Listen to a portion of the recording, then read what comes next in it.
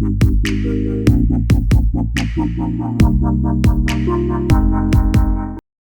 Video में हम study करने जा रहे हैं ऑपरेशन ऑन सेट्स को। सेट के ऊपर कौन से ऑपरेशंस अप्लाई किए जाते हैं और उनको किस तरह से डील किया जाता है। हमारे पास 3 तरह के ऑपरेशंस आते हैं, यूनियन, इंटरसेक्शन एंड डिफरेंस। तो उनको स्टडी करने से पहले हम सबसे पहले यूनियन को देखते हैं कि यूनियन क्या होता है। यूनियन को आप ऐसे समझ सकते हो कि इत्तेहाद, यूनिटी। तो उससे आप याद रखोगे कि यूनियन इसका मतलब है कि आपने मिला देना है, आपने कलेक्ट कर देना है। आपके पास जितने भी सेट हैं उनके अंदर जो भी कंस्टिट्यूएंट्स हैं उन सब को मिला के उनको यूनाइट करके आपने एक लार्जर सेट बनाना है। अगर आपके पास 1 है और 2 है तो आपने इनको ऐड करना है, इनको यूनाइट करना है और आपके पास एक लार्जर सेट आएगा। एक सेट में अगर एक एलिमेंट है और दूसरे में 2 एलिमेंट्स थे तो आपके पास जो न्यू लार्जर सेट आएगा उसमें ज़्यादा एलिमेंट्स होंगे, वो इन दोनों सेट्स की कॉम्बिनेशन के तौर पे प्रोड्यूस होगा। अगर आपके पास इस तरह से आप देखते हैं कि 2 आपके पास सेट हैं और इनका आपने यूनियन किया है, क्वेश्चन में दिया गया था कि इनका आप यूनियन करें तो आपके पास एक न्यू लार्जर सेट प्रोड्यूस होगा, उसको हम सी से रिप्रेजेंट कर सकते हैं। अब आप देखते हैं कि अगर आपके पास ए के अंदर दिया गया है AEIOU, ये आपके पास एक सेट है ए।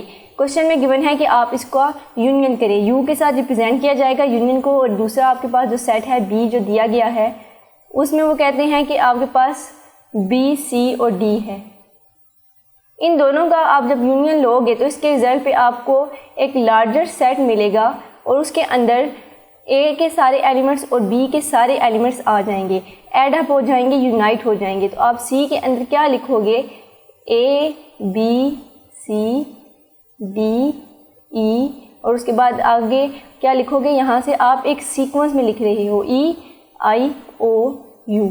तो आप देख सकते हैं कि इस सी सेट के अंदर जो लार्जर सेट है इसमें आपको वॉवल्स भी नज़र आ रहे हैं और कॉन्सोनेंट्स भी नज़र आ रहे हैं। तो ये एक लार्जर सेट है। एक और एग्जांपल देखते हैं कि x के पास है डिजिट्स 0, 1 एंड 3, जबकि y के पास है 2, 4 एंड 5।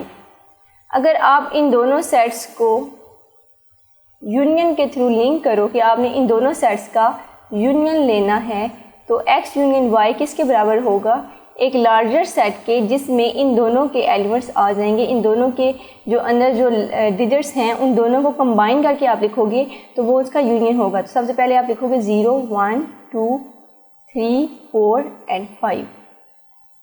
यहाँ पे आपने ये बात ध्यान रखनी है कि अगर आपको x यूनियन y का क्वेश्चन दिया गया है और आपके पास x के अंदर 0, 1, 2 आता है और y के अंदर भी 0, 1, 2, 3, 4 है, तो आपने इसका जो लार्जर सेट बनाना है, जो इन दोनों का यूनियन आपने लेना है, उसमें आप रेपिटेशन नहीं कर सकते। आप 0, 1, 2 और ये वाला 0, 1, 2 2 दफ़ा नहीं लिख सकते। अगर आप उस तरीके से लिखोगे तो आपका वो सेट नहीं होगा, क्योंकि जो हमारे पास सेट के जो रूल्स हैं, जो डेफिनेशंस हैं, उसके मुताबिक आप रेपिटेशन नहीं कर सकते। अगर आप इसको लिखो इस तरह से 0, 0, 1, 1, 2, 2, 3 एंड 4, तो ये आपका गलत हो जाएगा क्योंकि इसमें आपको रेपिटेशन नज़र आ रही है।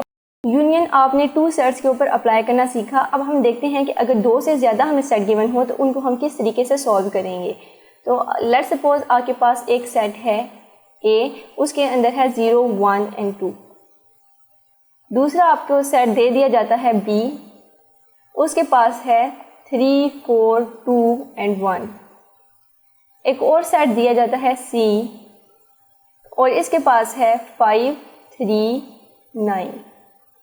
अब हमारे पास क्वेश्चंस हैं। एक में वो कहता है कि A union B union C करो। दूसरे क्वेश्चन में वो कहता है कि A और B का पहले यूनियन ले लो और फिर उसको C के साथ यूनियन लो। थर्ड क्वेश्चन में वो कहता है कि A का आपने यूनियन लेना है bracket B union C। It means कि पहले B और C का यूनियन लो, जो आंसर आए उसका यूनियन लो A के साथ। फोर्थ क्वेश्चन में वो कहता है कि A और C का यूनियन ले लो और फिर जो आंसर आए उसका B के साथ यूनियन लो। तो आपने यहाँ पे देखा कि सिंपल 3 सेट थे, उसके बाद उसने ब्रैकेट्स को यूज़ किया और ब्रैकेट्स की जस्ट पोजीशन चेंज कर दी। तो अब देखते हैं कि ब्रैकेट्स की पोजीशन चेंज करने से यूनियन के ऊपर क्या इफ़ेक्ट आता है। A union B union C, यहाँ पे तो आप जस्ट लिख सकते हो, आप इन तीनों सेट्स को देखो और इनका यूनियन लो, तो आपको क्या नज़र आ रहा है कि यूनियन में आपने क्या करना है, आपने सम अप कर देना है, आपने ऐड करना है, जितने भी यहाँ पे डिजिट्स हैं उन सब को उठा के इस लार्जर सेट के अंदर लिख लेना है। ए के पास है 0 1 2 3 के पास है 3 4 2 1 एंड सी के पास है 5 3 9। इन सब को हम एक ऑर्डर में, एक सीक्वेंस में एक ही दफ़ा लिखेंगे।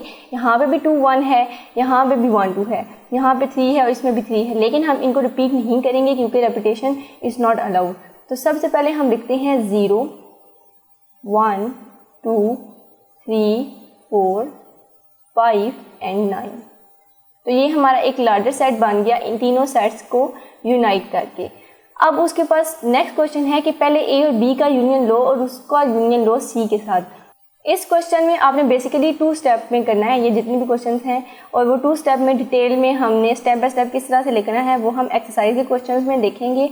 यहाँ पे डायरेक्ट मैं आपको करके बता देती हूँ ताकि सिर्फ यहाँ पे आप कंसेप्ट समझ रहे हो कि आपने क्या करना है, कैसे करना है। स्टेप बाय स्टेप सीक्वेंस में आपने जो करना है वो हम एक्सरसाइज वाली वीडियो में, नेक्स्ट वीडियो में देखेंगे। यहाँ पे जस्ट अब पहले लिख लेते हो ए और बी का यूनियन, फिर आपने क्या करना है, यूनियन लेना है सी के साथ। तो यहाँ पे सी के जो एलिमेंट्स हैं वो आएंगे। ए और बी का यूनियन क्या आएगा, 0 1 2 3 4 2 1। तो हम लिखेंगे 0 1 2 3 एंड 4। फिर आपने इसका क्या यूनियन लेना है सी के साथ, तो सी लिखेंगे 5 3 एंड 9। अब इनका इक्वल क्या आएगा, 0 1 2 3 4 5। यहाँ पे नज़र आ रहा है कि ये दोनों बिल्कुल एक जैसे हैं। इसका मतलब है कि ब्रैकेट डालने से फ़र्क नहीं पड़ा। अब हम आगे भी देख लेते हैं कि आगे क्या फ़र्क पड़ेगा या नहीं पड़ेगा। तो ए का इधर लिखेंगे 0 1 एंड 2। आपने लेना है बी और सी के यूनियन के साथ। तो यहाँ पे आपने क्या करने लगे हो, आप बी और सी का जो यूनियन का जो सोल्यूशन होगा, जो आप एक स्टेप में करोगे वो आप यहाँ पे लिखोगे। बी और सी का क्या यूनियन होगा, यहाँ से हम देखते हैं 3 4 2 1 और 5 3 9। तो यहाँ पे हम क्या लिखेंगे 1 2 3 4 5 एंड 9। तो अब इन दोनों का दोबारा से हम यूनियन लेंगे क्योंकि क्वेश्चन की डिमांड है। तो अब हम क्या लिखेंगे 0 1 2 3 4 5 एंड 9। तो यहाँ पे ये भी सेम आ गया। नेक्स्ट इस क्वेश्चन में देखते हैं कि फ़र्क पड़ता है ब्रैकेट के पोजीशन चेंज करने से या फिर नहीं। तो ए और सी का यूनियन पहले आपने लिखना है 0 1 2 5 3 9। क्या लिखोगे 0 1 2 3 5 एंड 9। फिर इसका आपने यूनियन लेना है बी के साथ। बी में क्या है 3 4 2 1। तो ये किसके बराबर आएगा, 0 से स्टार्ट करना पड़ेगा, 0 1 2 3 5 9 और इसमें भी है 3 4 2 1। तो इन सब को एक दफ़ा एक सीक्वेंस में हम लिखेंगे यूनियन अप्लाई करते हुए। तो हम क्या लिखेंगे 0 1 2 3 4 5 और 9। इट मीन्स कि हमारे पास जो सिंपल यूनियन था, फिर हमने ब्रैकेट्स लगाए, फिर हमने ब्रैकेट्स की पोजीशन चेंज की, लेकिन यूनियन के केस में जो हमारे पास जो आंसर है वो हमेशा सेम रहा। वो क्यों सेम रहा, क्योंकि हम जानते हैं कि यूनियन में हमारे पास जितने भी सेट होते हैं उनके अंदर जितने भी हमारे पास लेटर्स या फिर डिजिट्स हैं उन सब को हमने उठा के एक दफ़ा सीक्वेंस में लिखना है, रिपीट नहीं करना, और सब के सब जितने भी एलिमेंट्स हैं वो सारे हमने लिखने हैं। नेक्स्ट जो आपने ऑपरेशन स्टडी करना है वो है इंटरसेक्शन। इंटरसेक्शन के अंदर आपको 2 वर्ड्स नज़र आ रहे हैं, इंटर और सेक्शन। इसको अगर आप एक सर्कल के थ्रू अंडरस्टैंड करो तो आपका कंसेप्ट ज़्यादा इजी हो जाएगा।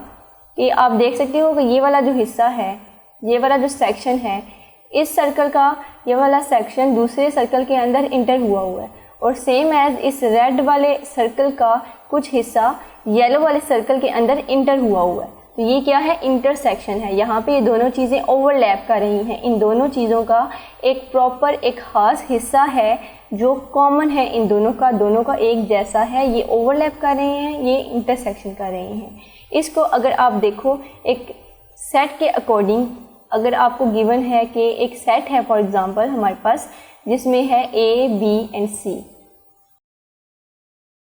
और एक और आपको सेट गिवन है बी, उसमें है बी डी ई एफ। अब इन दोनों का अगर आपने इंटरसेक्शन करना है तो आप करोगे A intersection B is equal to, अब यहाँ पे इन दोनों के पास क्या चीज़ कॉमन है, कौन सा हिस्सा है जो दूसरे के अंदर इंटर हुआ है, कौन सा एलिमेंट या फिर डिजिट इन दोनों के अंदर पाया जाता है। आप देखते हो ए बी सी, यहाँ पे क्या है बी डी ई एफ, तो आपको नज़र आ रहा है कि only B is a letter which is common in both of these sets. तो आप क्या लिखोगे बी,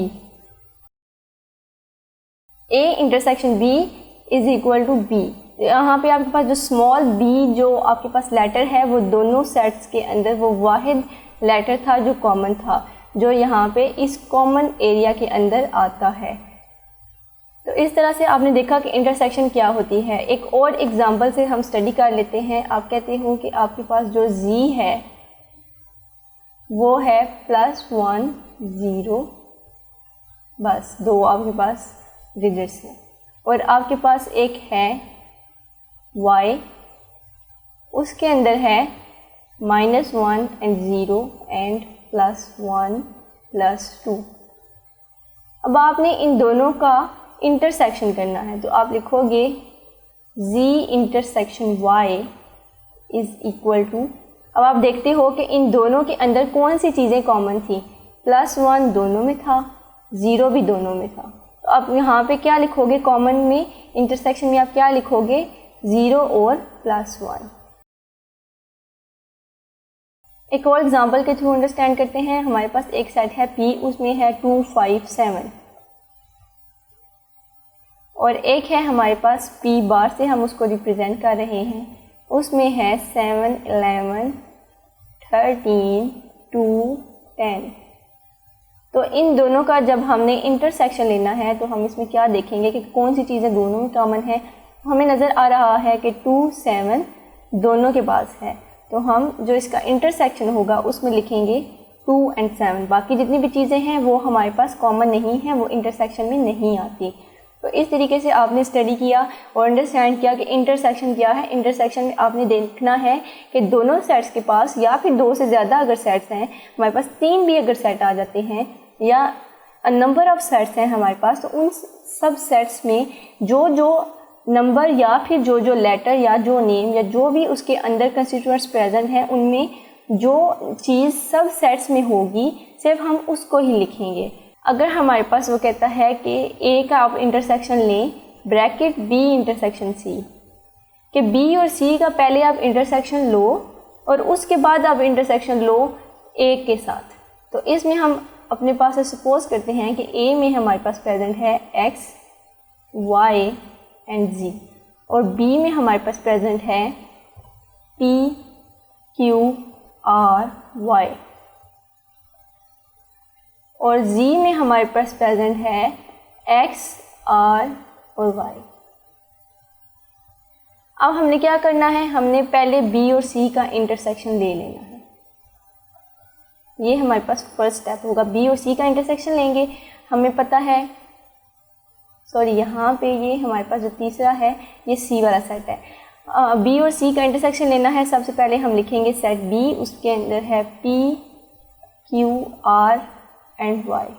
नेक्स्ट जो c का इंटरसेक्शन लेना है, उसके अंदर जो लेटर्स हैं वो लिखेंगे x r एंड y। इसको जब हम सॉल्व करेंगे तो इसका जो आंसर आएगा वो क्या आएगा, इनमें देखें आप क्या कॉमन है, तो r और y जो हैं ये दोनों हमारे पास, इसका आंसर आ गया b और c का इंटरसेक्शन। जो हमारे पास अब सेकंड स्टेप है, इसमें हमने क्या करना है, a का इंटरसेक्शन लेना है b और c के इंटरसेक्शन के साथ। यहाँ पे जो सॉल्व करके आंसर आया है इसके साथ हमने इस a वाले का इंटरसेक्शन लेना है। तो उसके लिए हम लिखेंगे a intersection bracket b intersection c। सबसे पहले a के जो एलिमेंट्स हैं वो लिखेंगे x y एंड z। अब हम इंटरसेक्शन लिखेंगे, जो हमारे पास ये b और ये c का इंटरसेक्शन का जो सोल्यूशन आया था इसको लिखेंगे, और वो है r एंड y। इन दोनों को अगर आप सॉल्व करें तो आप देखिए कि इनके अंदर क्या कॉमन है। यहाँ पे सिर्फ y कॉमन है, तो हम y को लिख लेंगे। तो यहाँ पे आपको 3 सेट दे दिए जा सकते हैं और आपको बोला जा सकता है कि पहले बी और सी का इंटरसेक्शन लें फिर ए का इंटरसेक्शन लें, या फिर वो आपको बोल सकते हैं कि ए और बी का इंटरसेक्शन ले लो और देन आप उसका सी के साथ इंटरसेक्शन लो।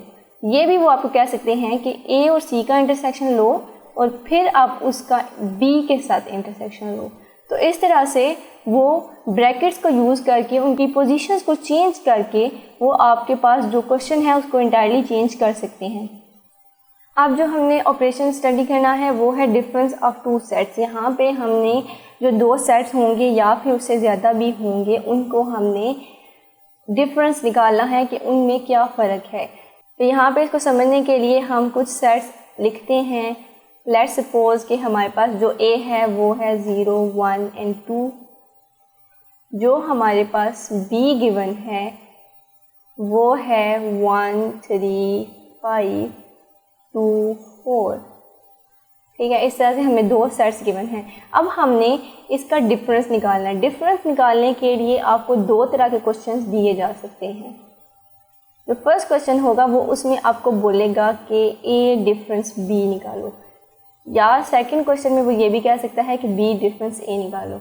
तो हम देखेंगे कि हम इन दोनों क्वेश्चंस को जब हम यूज़ करेंगे तो क्या आंसर सेम आते हैं या फिर नहीं सेम आते हैं। हम सिंपल देखते हैं कि हमारे पास डिफरेंस का मतलब क्या है। डिफरेंस का ये मतलब है कि अगर आपके पास 5 है और उसमें से आपने माइनस करना है 3 को, 5 आप कह लो कि ए है और जो 3 है वो बी है, तो ए में से आपने बी को निकालना है। इन अदर वर्ड्स आपने 5 में से 3 को निकालना है। ये हमने लेट किया हुआ है। 5 में से जब आप 3 निकालोगे तो 2 बच जाएगा।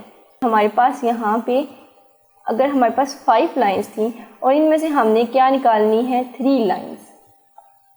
ये जो 3 हमने निकालनी है तो हम यहाँ से क्या करेंगे, इनको हम कट कर देते हैं। ठीक है, ये जो 3 थी, ये वाली 3 इसके अंदर से निकल गई हैं। अब यहाँ पे क्या बची, ये 2 लाइंस बची हैं हमारे पास। अगर आप कहते हो कि ये हमारे पास एक छोटा सा सर्कल है, इसको आपने इस बड़े वाले से निकालना है, तो इसमें से जब आप इसको माइनस करोगे तो इसके अंदर से तो आप नहीं निकाल रहे, इसको निकाल रहे हो कहाँ से, इस बड़े वाले सर्कल से। तो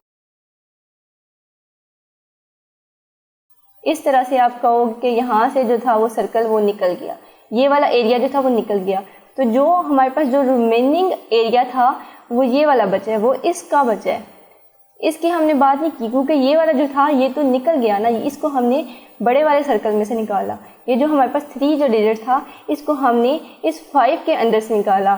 तो अब जो हमारे पास 2 बचता है वो कौन सा वाला 2 है, जो इस 5 के पास था, ये वो वाला 2 है। तो अब आप इन एग्जांपल्स के थ्रू a माइनस बी को भी देखते हैं। तो आप पहले क्या लिखोगे, a के सेट के जो एलिमेंट्स हैं वो लिखोगे 0, 1 एंड 2, और इसका माइनस आप कर रहे हो या फिर आप ये वाली लाइन भी यूज़ कर सकते हो। b में क्या है, 1, 3, 5, 2 और 4। तो यहाँ पे आपने क्या करना है, आपने इस a के अंदर से इस b को निकालना है। ठीक है, तो इसके पास क्या है, 1, 3, 5, 2 और 4। तो 1 और 2 इसके पास है जो हम यहाँ से निकाल सकते हैं। ठीक है, 1 और 2 जो था ये वाला, इसको हमने यहाँ से निकाल दिया। तो अब यहाँ पे हमारे पास क्या बचा, सिर्फ हमारे पास 0 बचा। अब आपने ये नहीं कहना कि 3, 5, 4 जो ये वाला था ये बच गया है, नो, क्योंकि इसकी बात हम नहीं कर रहे। हम कह रहे हैं कि ये जो फर्स्ट वाला जो सेट था, जो भी यहाँ पे हम जो फर्स्ट सेट लिखेंगे उसके अंदर से हमने निकालना है जो कॉमन है इन दोनों के अंदर, उनको हम माइनस करेंगे, उनको हम निकाल देंगे पहले वाले सेट से। तो ये जो हमारे पास था एरिया ये वाला, और हम कहते हैं कि ये वाला जो एरिया था ये कॉमन था दोनों का। ठीक है, तो हम इस एरिया को यहाँ से निकालना चाह रहे हैं। जब हम इसको निकालेंगे तो हमारे पास ये चीज़ बच जाएगी। इसको आप ऐसे भी समझ सकते हो कि हमारे पास इस तरह की एक शेप है और एक आपके पास है ये वाला सर्कल। अब ये जो एरिया है ये वाला और ये वाला एरिया ये कॉमन है, ये वाला एरिया यहाँ से निकल सकता है। तो अब जब इसको निकालोगे तो आप इस तरीके से कि यहाँ पे ये वाला एरिया जो था ये बच गया, और आपके पास जो इस तरह का ये जो था इसकी आप बात नहीं कर रहे, ये आप इसमें से नहीं निकाल सकते क्योंकि ये वाला इसके पास नहीं है, ये इन दोनों में कॉमन नहीं है। जो सिर्फ ये वाला जो कॉमन था इसको हमने निकाला और हमारे पास इस तरह का एक सर्कल बच गया जिसमें से ये वाला एरिया निकल चुका था। तो उसी कंसेप्ट को आप यहाँ पे यूज़ करोगे कि यहाँ से आपने 1 और 2 को निकाल दिया, क्योंकि इसके पास भी 1 2 है और इसके पास भी 1 2 है, तो एक के अंदर से सिर्फ 1 और 2 को निकाला जा सकता है, 3 5 4 को नहीं निकाला जा सकता। क्यों? क्योंकि वो 1 के अंदर प्रेजेंट ही नहीं है। तो जब हमने 1 और 2 को यहाँ से निकाल दिया पहले वाले सेट में से, तो यहाँ पे क्या बचा? 0। दूसरे क्वेश्चन में हम देखते हैं, हमने यहाँ पे क्या लिखना है? b में से a निकालना है। पहले हम लिखेंगे b 1 3 5 2 और 4, और इसमें से हम क्या माइनस करना चाह रहे हैं? a को, 0 1 एंड 2 को। यहाँ पे क्या आएगा? देखो यहाँ पे 1 और 2 है और इसमें भी 1 2 है, तो ये 1 2 जो होगा ये इधर से कट जाएगा, बाकी 3 5 4 इधर बच जाएगा। और इसको अगर हम सीक्वेंस में लिखना चाहें तो हम 3 4 और 5 लिखेंगे। ठीक है, तो यहाँ पे हमारे पास जो b में से a हमने निकाला, जो ओनली कॉमन चीज़ें थी 1 और 2 वो यहाँ से हमने निकाल दी। 0 जो ये वाला था वो इसके अंदर प्रेजेंट ही नहीं है, तो यहाँ से हम उसको नहीं निकाल सकते। यहाँ पे जो हमारे पास चीज़ें जो बची हैं वो 3 5 और 4 है, तो उसको हमने लिखा। तो आपको यहाँ पे नज़र आ रहा होगा कि जो ये वाली चीज़ है, जो a और b का जो डिफरेंस था और जो यहाँ पे b में से a हमने निकाला है, ये दोनों सेम नहीं है। जो यहाँ पे पहला सेट गिवन होगा उसमें से ही आपने माइनस करनी है, सब्ट्रैक्ट करनी है दूसरे सेट की लाइक चीज़ों को। डिफरेंस के कंसेप्ट को ज़्यादा अच्छे से समझने के लिए हम एक और एग्जांपल ले लेते हैं। सपोज़ कि आपके पास जो x है उसके अंदर है +1 +2 और +3, और जो आपके पास y है उसके पास है -1 -2 -3 और +2। अब दो तरह से क्वेश्चन हो सकता है कि x में से y निकालें या फिर y में से x निकालें।